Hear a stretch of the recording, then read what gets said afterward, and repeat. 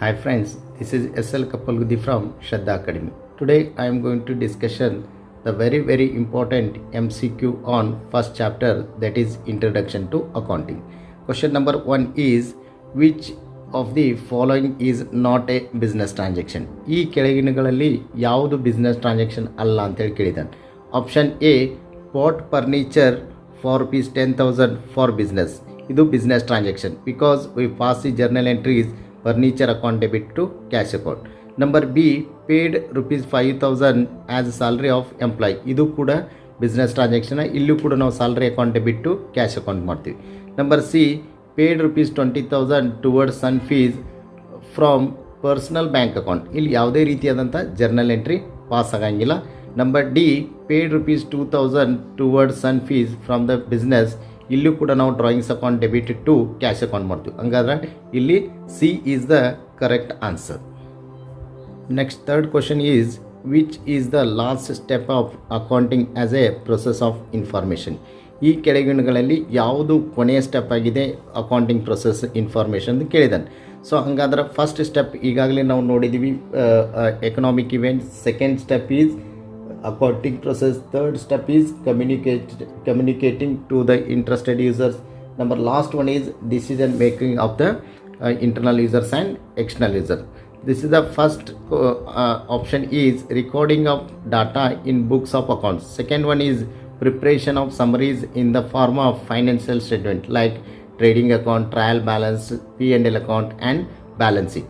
Last is communication of the information to the interested users like internal users and external users.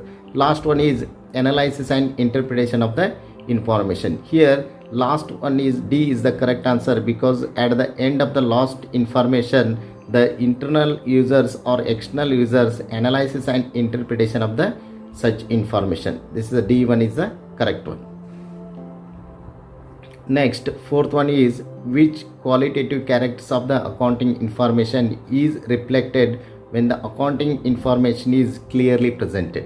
ಈ ಕೆಳಗಿನಲ್ಲಿ ಯಾವುದು ಈ accounting ಇನ್ಫಾರ್ಮೇಷನ್ನ ಗುಣಲಕ್ಷಣ ಆಗಿದೆ ಯಾವಾಗಂತಂದರೆ ಇನ್ಫಾರ್ಮೇಷನ್ನ ಕ್ಲಿಯರ್ಲಿ ಪ್ರೆಸೆಂಟ್ ಮಾಡಿದಾಗ. So number one is understandability, relevance, comparability, then reliability. Here the understandability is the correct answer because once we got the information, correct information or clear information, we easily understanding the such information. So A is the correct answer. Number fifth one is use of common unit of measurement and common format of reporting promotes comparability, understandability, relevance, reliability. Here comparability is the correct answer. ಇಲ್ಲಿ ಎರಡು ಡಾಟಾಗಳನ್ನ ತೊಗೊಂಡು ನಾವು comparison ಮಾಡ್ತೀವಿ ಮತ್ತು measurement ಮಾಡ್ತೀವಿ. So A is the correct answer. Number six one is management accounting ಅನ್ನೋದ it is a clerical work, is a accounting for future, is a recording techniques of management related to transactions, is an analysis of past business activities. ಇಲ್ಲಿ management accounting ಅನ್ನೋದ ಇದು recording of techniques of management ಅಂದರೆ ratio analysis ಆಗಿರ್ಬೋದು, cash flow ಆಗಿರ್ಬೋದು, ಅವೆಲ್ಲ techniques of management ಆಗ್ತವೆ. So C is the correct answer. Next seventh one, which of the following shows the financial position of the business. ಈ ಕೆಳಗಿನಲ್ಲಿ ಯಾವುದು financial position ತೋರಿಸ್ತೈತೆ ಅಂತ ಕೇಳಿದ್ದಾನೆ. Option A, profit and loss account. Option B, total debtors account. Option C, balance sheet. Option D, fund flow statement. ಇಲ್ಲಿ option ಎದಲ್ಲಿ profit and loss ಅಕೌಂಟದಲ್ಲಿ profit ಮತ್ತು ಲಾಸನ್ನು ಹೇಳ್ತೈತಿ. ಟೋಟಲ್ ಡೇಟರ್ಸಲ್ಲಿ ಟ್ರೇಡ್ ರಿಶೂವಬಲ್ ಬಗ್ಗೆ ಹೇಳ್ತೈತಿ. ಬ್ಯಾಲೆನ್ಸ್ ಶೀಟ್ದಲ್ಲಿ ಮಾತ್ರ ಫೈನಾನ್ಷಿಯಲ್ ಪೊಸಿಷನ್ ಬಗ್ಗೆ ಹೇಳ್ತೈತಿ, ಅಂದರೆ ಅಸೆಟ್ಸ್ ಆ್ಯಂಡ್ ಲಯಬಿಲಿಟೀಸ್ ಬಗ್ಗೆ ಹೇಳ್ತೈತಿ. ಇನ್ ಫಂಡ್ ಫ್ಲೋದಲ್ಲಿ ಓನ್ಲಿ ಫಂಡ್ ಇನ್ಫ್ಲೋ ಮತ್ತು ಔಟ್ಫ್ಲೋ ಬಗ್ಗೆ ಹೇಳ್ತೈತಿ. So therefore C is the correct answer. Number eight one, which of the following is not a sub field of accounting. ಈ ಕೆಳಗಿನಗಳಲ್ಲಿ ಯಾವುದು sub field accounting ಅಲ್ಲ ಅಂತ ಕೇಳಿದ್ದಾನೆ. Option A, management accounting. Option B, cost accounting. Option C, social responsibility accounting. Option D, none of the.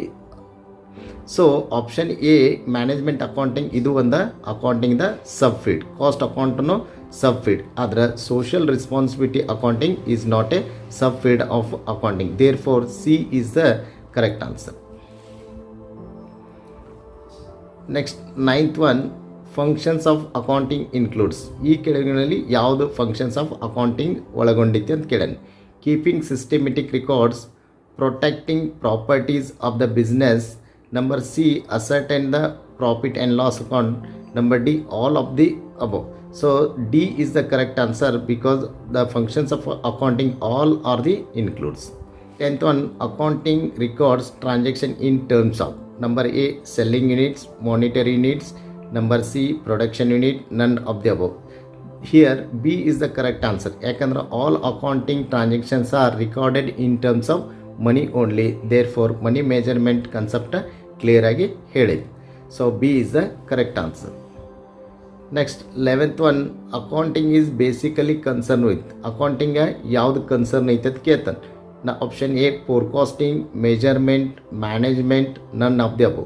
So measurement is a correct answer ಯಾಕಂದ್ರೆ all accounting transaction ನಾವು in terms of money ಒಳಗನ ನಾವು measurement ಮಾಡ್ತು, therefore B answer is the correct answer. Number 12th is it is a language of business. ಇದರಲ್ಲಿ ಯಾವುದು language of business ಅಂತ ಕೇಳಿದಾನೆ. Option A accounting, financial statement, accounting assumption, bookkeeping. A is the correct answer. Accounting is the language of business. Number 13, financial statement are a part of accounting, bookkeeping, both, none of the above. So here both is the correct answer ಯಾಕಂದ್ರೆ financial statement are the part of accounting as well as the bookkeeping. One, financial statement users includes. ಇವುಗಳಲ್ಲಿ ಯಾರು financial users include ಆಗ್ಯಾರ ಅಂತ ಕೇಳಿದ್ದಾನೆ. Shareholders, government, vendors, all of the above. All of the above is a correct answer ಯಾಕಂದರೆ shareholder, government, vendors, internal user ಮತ್ತು external users are the interested users of the financial statement, therefore D is the correct answer. 15th one, all of the followings are functions of accounting except. ಈಗಳಲ್ಲಿ ಎಲ್ಲನೂ functions of accounting ಅದಾವು, but except ಒಂದನ್ನು ಹೊರತುಪಡಿಸಿ decision making, measurement, forecasting, ledger posting. ಇಲ್ಲಿ C is the correct answer ಯಾಕಂದ್ರೆ forecasting ಅನ್ನೋದ ಯಾವುದೂ ಇದು ಅಕೌಂಟಿಂಗ್ ಫಂಕ್ಷನ್ ಆಗಂಗಿಲ್ಲ, ಬಟ್ ಡಿಸಿಷನ್ ಮೇಕಿಂಗ್ ಆಗಿರ್ಬೋದು, ಮೆಜರ್ಮೆಂಟ್ ಆಗಿರ್ಬೋದು, ಲೆಜರ್ ಪೋಸ್ಟಿಂಗ್ ಆಗಿರ್ಬೋದು, all are the accounting functions. In last month 16th, financial statement do not consider. ಅಂದರೆ ಫೈನಾನ್ಷಿಯಲ್ ಸ್ಟೇಟ್ಮೆಂಟ ಈ ಕೆಳಗಿನ ಹೇಳಿಕೆನ ಕನ್ಸಿಡರ್ ಮಾಡೋಂಗಿಲ್ಲ ಅಂತ ಹೇಳ್ತೈತಿ. Asset expressed in monetary terms. ಅಸೆಟ್ಸ್ಗಳ ಮಾನಿಟರಿ ಟರ್ಮ್ಸ್ ಒಳಗನ ನಾವು ಬ್ಯಾಲೆನ್ಸ್ ಶೀಟ್ ಒಳಗೆ ಇರ್ತೀವಿ in figures. So liabilities expressed in monetary terms. ಲಯಬಿಟೀಸ್ನು ಕೂಡ ನಾವು ಮಾನಿಟರಿ ಟರ್ಮ್ಸ್ ಒಳಗನ ಪ್ರೆಸೆಂಟ್ ಮಾಡ್ತೀವಿ.